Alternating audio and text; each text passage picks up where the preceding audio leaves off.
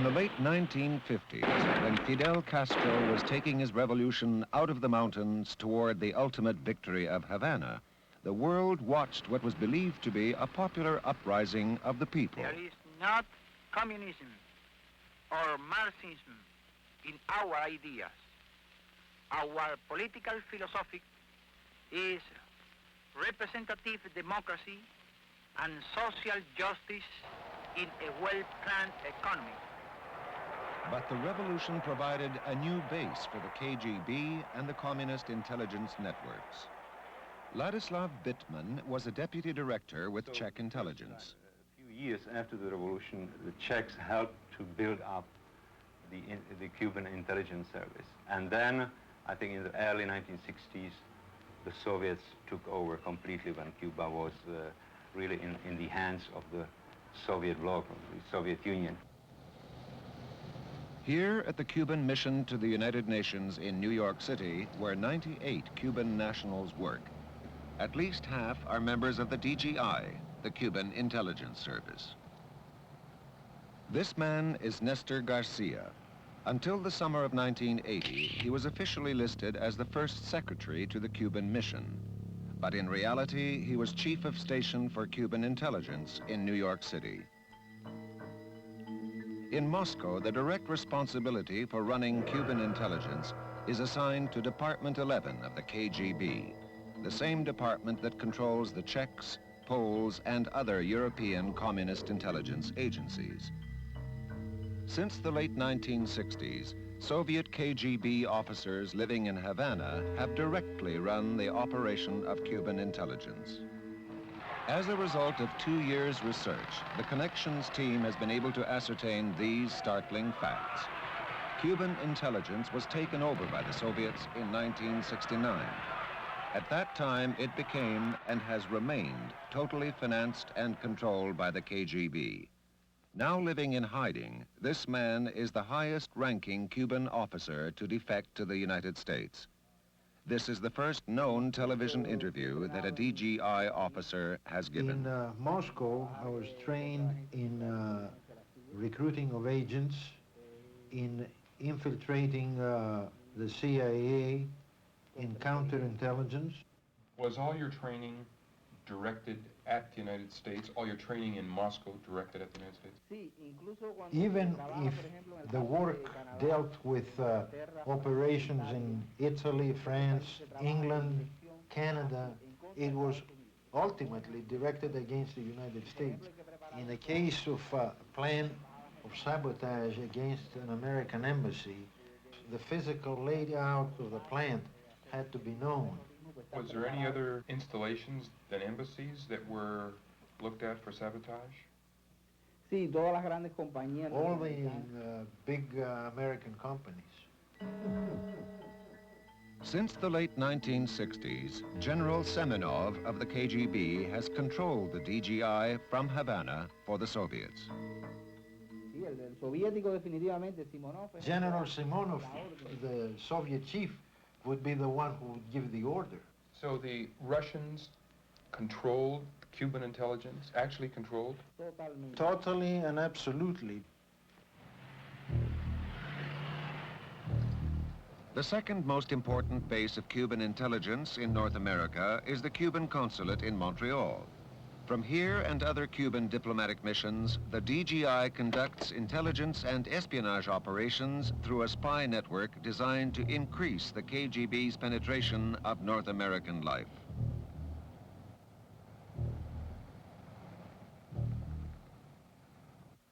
You saw the files of these people in Havana, correct? Yes, I know many. Were they working, for instance, trying to get defense secrets from America? Yes, definitely so. What else? ¿Qué otra cosa? Información política. Political information, economic information, leftist movements in the United States, on the blacks. Información sobre las plantas de... Industrial plants of the United States, like power plants and so on and so forth. Why would they be interested in power plants? This information is necessary to the Soviets. This former DGI officer was shown the official list of the 12 Cubans stationed in Washington at the Cuban interest section. How many on that list do you know as being in intelligence? Cuatro, Yes, cuatro. four. There are 4 on that list. Pero los demás, Certainly, certainly. Have you ever heard of a Mr. Ricardo Escartin? sí, es oficial de inteligencia. He's an intelligence officer. How about Mr. Juan Carbonell? Juan Carbonell es otro oficial de inteligencia. Juan Carbonell is another intelligence officer who was in Jamaica. Jeju Arbalea? También. Also, Mr. Martinez? Sí, ese es otro oficial de inteligencia. yes, this is another officer of the DGI. 6 months after this interview, Ricardo Escartin was expelled from the U.S. for espionage activities. But the other DGI officers, Carbonell, Arbolea, and Martinez, are still operating in Washington.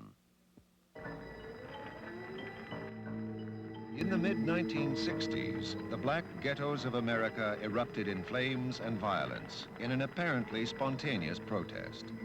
The riots did not need instigation by outside elements, yet once the conditions were ripe, revolutionaries of the left moved in, funded and supported by the Cuban DGI. One such revolutionary was Philip Luce. What was the nature of your meeting with Fidel Castro? Our nature, first of all, was we met a number of times, but our first meeting dealt with what the group would do in Cuba.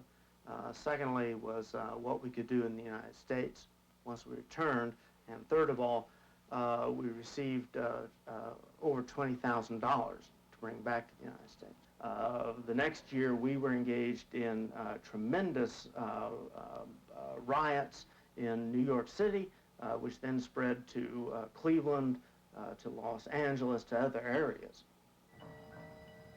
Agitation at that juncture was vital, not only to our cause, but to the cause of the Cubans. We trained people in the use of weapons.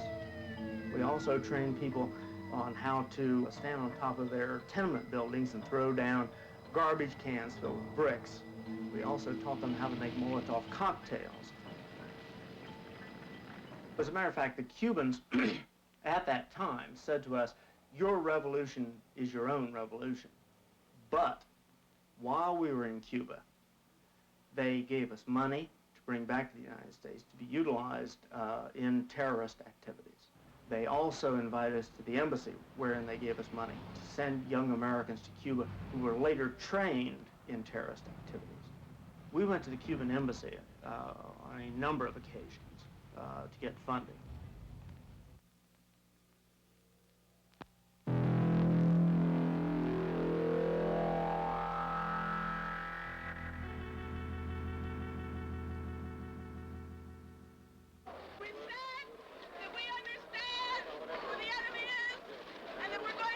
In the 1960s, Bernardine Dohrn was one of the leaders of the violent radical group known as the Weathermen. On December 3rd, 1980, in Chicago, Bernardine Dohrn surrendered after 10 years in hiding. With her was another weatherman, Bill Ayers, with whom she had been living.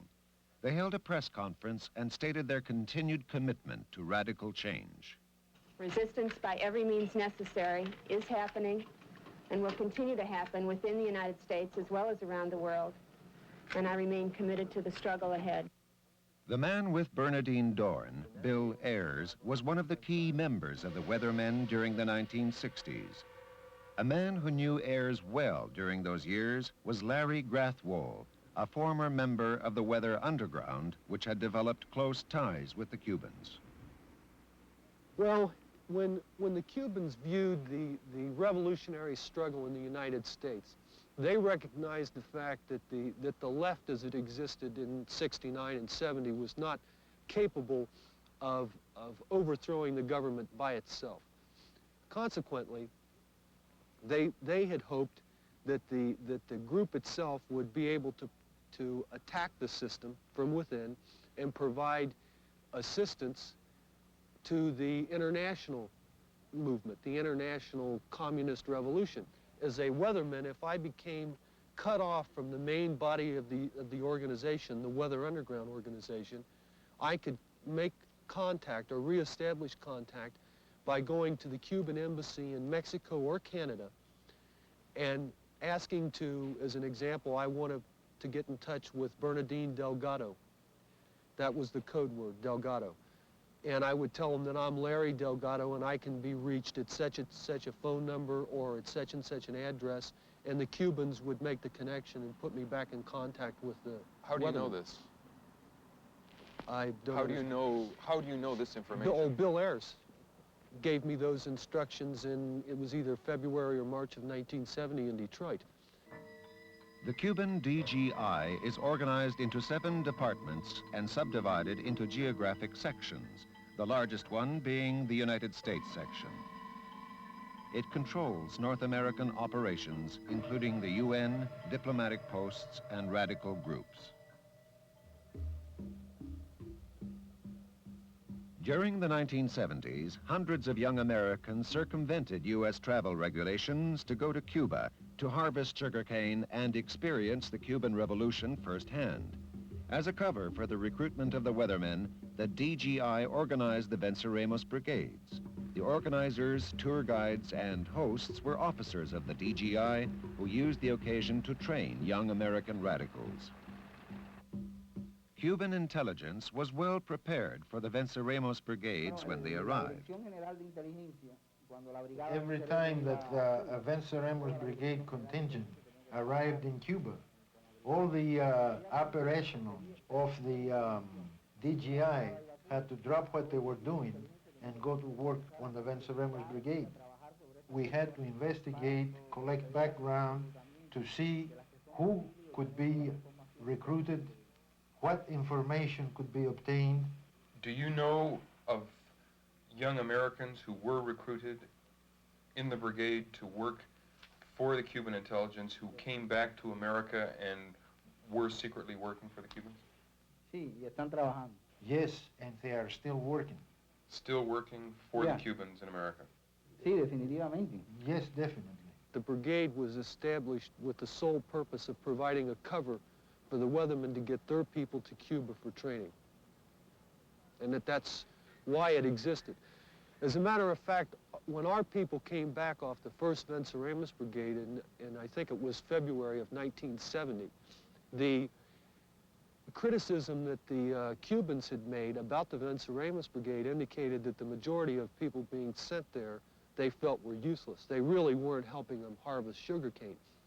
But that it was justified in the sense that here was a means to train and politicize weathermen contacts and weathermen. Cuba somehow had the ability to bring out in young people at that time the feeling of communism with a mambo beat, or somehow that what was happening in Cuba was totally different than what was happening anyplace else in the world. This was the main reason of the interest showed by the Russians in trying to control the DGI, because the Cubans could work far more easily than the Soviets. Weren't the weather people aware that they were being used by the Soviets in some way? No, they view the Cubans as being the vanguard of the international communist revolution. Now, the vanguard essentially means that the Cubans are at the very tip of the spear. They're the leadership. The Russians are being used by the Cubans. Now, this is the weatherman's rationalization of this interaction between the Soviets and the Cubans.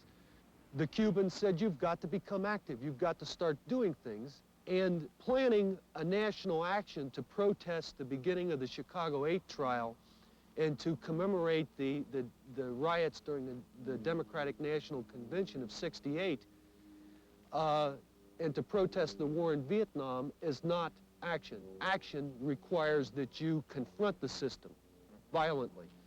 So when the weathermen got back from Cuba, they changed the national action to the Days of Rage. The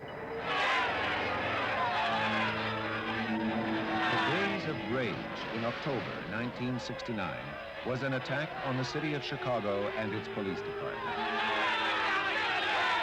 For 4 days, anti-war protesters, urged on by agitators of the weathermen, rioted in the streets, engaging in violent confrontations and pitched battles with the police.